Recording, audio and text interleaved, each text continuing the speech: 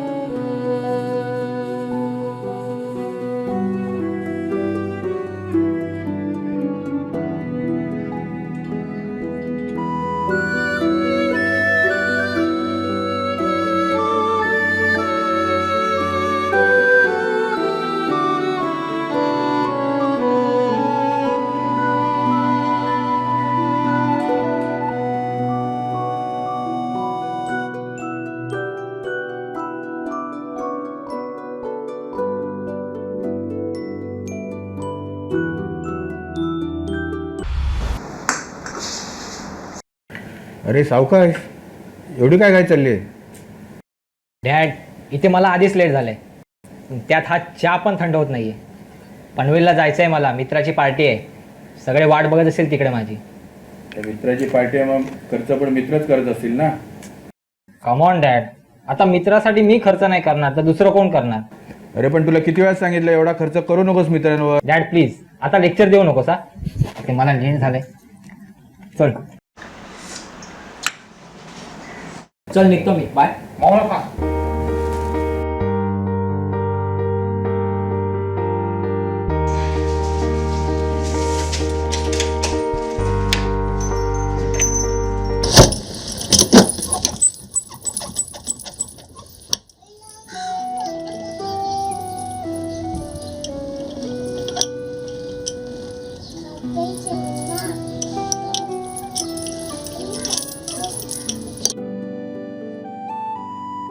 अरे प्रथमेश, कुठे चाललायस?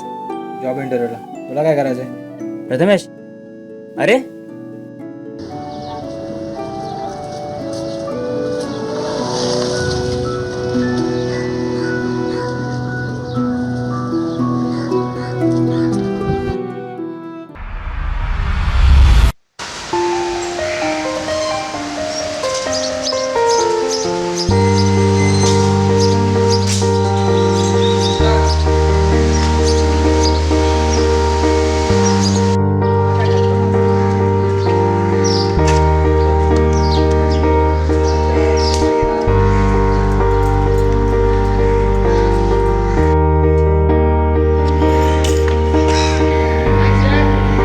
जा रे बाबा, सांभाळून. Take care.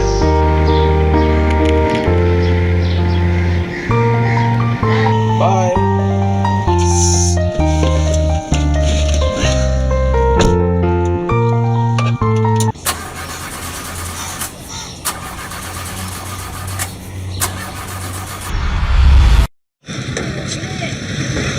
हो काका, आजच्या दिवसात रिक्षा चालू होणार आहे का तुमची? इथं आधीच उशीर झाला हो मला. करा लवकर, वय झालंय तुमचं आता. झेपत नसेल तर घरी बसा. हा इला चल.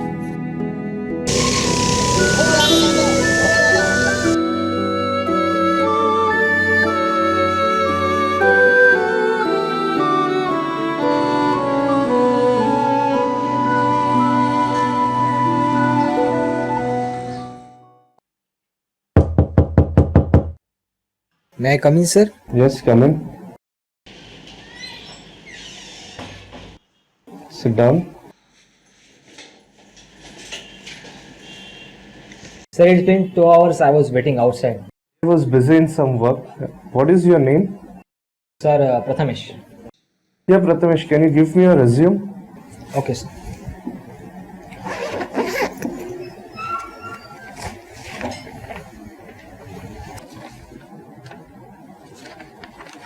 So, Prathamesh, tell me something about yourself.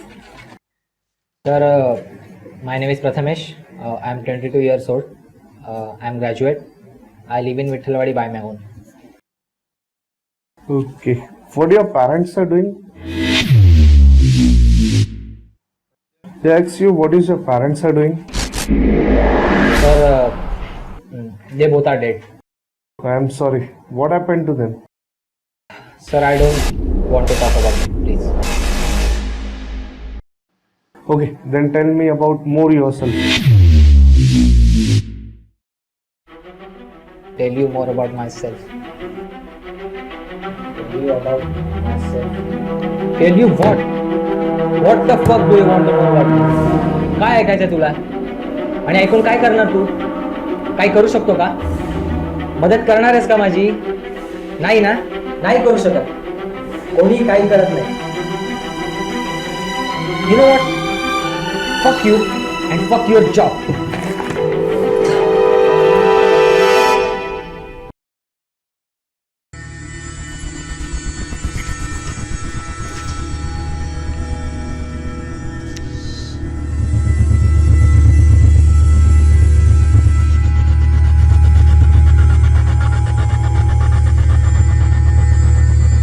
चला चला चला निघा माझ्या घरातून अहो भाऊजी काय बोलताय तुम्ही हे?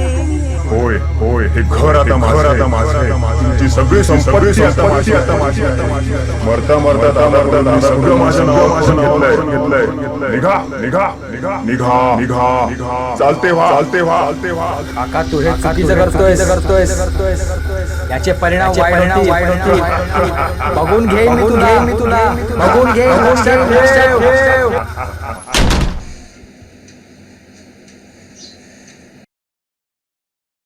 काय रे प्रथमेश, कसा गेला आजचा दिवस? मिळाला का जॉब तुला? मिळाला का जॉब तुला?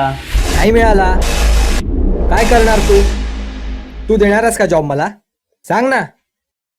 अरे मित्र, सहज विचारला. तुला एवढं चिडायला काय झालं? चिडायला काय झालं?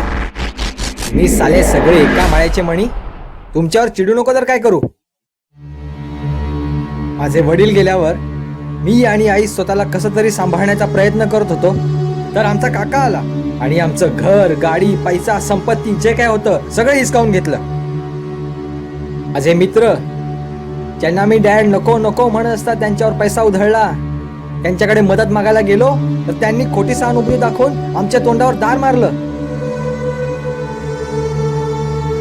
अकाउंटमध्ये थोडेसे पैसे होते, त्याच्या बळावर हे घर भाड्यावर घेतलं. कुठेतरी आयुष्य नॉर्मल करण्याचा प्रयत्न करत होतो, तर माझी आई गेली. माझी परिस्थिती माहीत असताना देखील दर महिन्याला घर मालक घर भाडं घेण्यासाठी डोक्यावर उभा राहतो. आणि त्यात तुमच्यासारखे लोक, फुकटे लोकांच्या आयुष्यात झाकणी मारायला येतात. तुमच्यावर मी चिडू नको तर काय करू? आता तुझं झालं असेल तर निघ माझ्या घरात ना. निघ.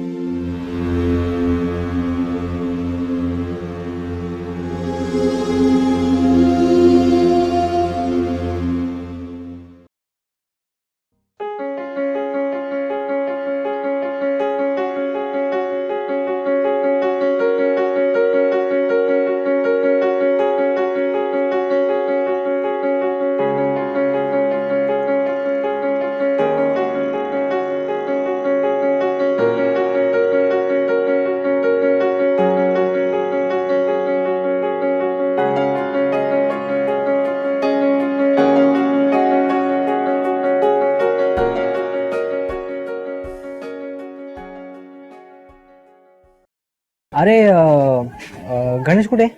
गणेश घरी असेल ना कदाचित. घरी असेल का? बरं ठीक आहे सर.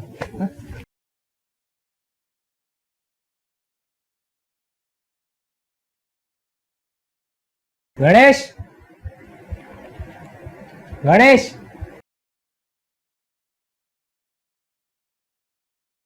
काय रे घरी एकटाच आहेस? हो रे, आई आणि बहीण जरा बाजारात गेलेत. बोल ना, काय काम काढलं? काय नाही रे, सहजच. मी काय म्हणतो, थोड्या वेळाने ये घरी, थोडं बोलायचं होतं. ठीक आहे, चालेल. तोपर्यंत मी पण फ्रेश होऊन घेतो. चालेल? ठीक आहे, भेटतो. ठीक आहे. बाय.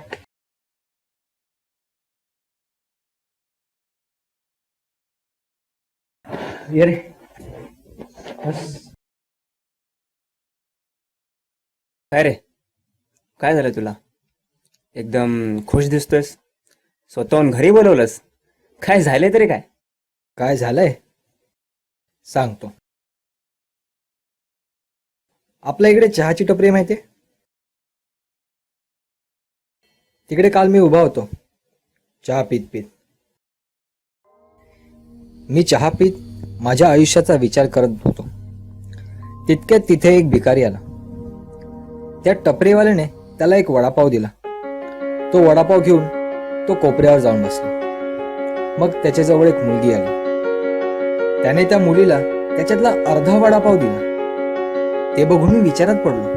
तो भिकारी ज्याच्या डोक्यावर छत नाही, अंगावर धड कपडे नाहीत, खायला अन्न नाही, कसं बसं भीक मागून मिळालेल्या त्या वडापावमध्ये त्याचं पोटही भरणार नव्हतं, तरी त्याने अर्धा वडापाव त्या मुलीला दिला. काय मिळालं त्याला हे करून? उत्तर मिळालं आनंद. दुसऱ्यासाठी काहीतरी करून, त्याची मदत करून, काहीतरी चांगलं करून एक वेगळाच आनंद मिळतो. आणि नुसतं पाहूनही मी तो आनंद अनुभवला. मग मी घरी आलो. घरी येऊन पण माझ्या डोक्यात सतत तोच विचार चालू होता. रात्री झोप पण लागली नाही मला. मग मी विचार केला की नुसतं बघून मला इतकं छान वाटतंय, तर मग आपण स्वतः असं काहीतरी केलं तर? याच विचारात मी झोपलो.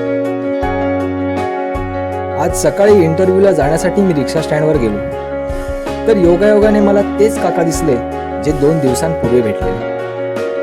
पण आज मला जाणवत होतं की त्या दिवशी मी त्यांच्याशी किती वाईट वागलो होतो. मी जाऊन रिक्षात बसलो. आजही त्यांची रिक्षा चालू होत नव्हती. मी रिक्षातून उतरलो. मी त्यांच्या जवळ गेलो. त्यांच्या खांद्यावर हात ठेवला. मग मी रिक्षा चालू केली आणि रिक्षात जाऊन बसलो. त्यांचा तो समाधानी चेहरा पाहून मला खूप छान वाटत होतं. आणि तो अनुभव म्हणजे आनंद. मला खूप बरं वाटत होतं, खूप हलकं वाटत होतं. आणि त्याच खुश मूडमध्ये मी इंटरव्ह्यूला गेलो. त्याच सरांकडे त्यांची माफी मागितली. पण ज्या प्रकारे त्यांनी हसून मला आत बोलवलं ते पाहून मी गोंधळलो. मग त्यांनी मला सांगितलं की त्यांना त्या दिवशीच समजलं होतं की मी अडचणीत आहे आणि मला जॉबची किती गरज आहे. त्यामुळे त्या दिवशी ते जास्त रिॲक्ट झाले नाही. मी त्यांची माफी मागितली. त्यांनी मला समजून घेतलं, मला माफ केलं, माझ्याशी छान बोलले, माझा पुन्हा इंटरव्ह्यू घेतला आणि मला जॉब मिळाला. मला खूप आनंद झाला. खूप छान वाटू लागलं यार, खूप छान वाटू लागलं.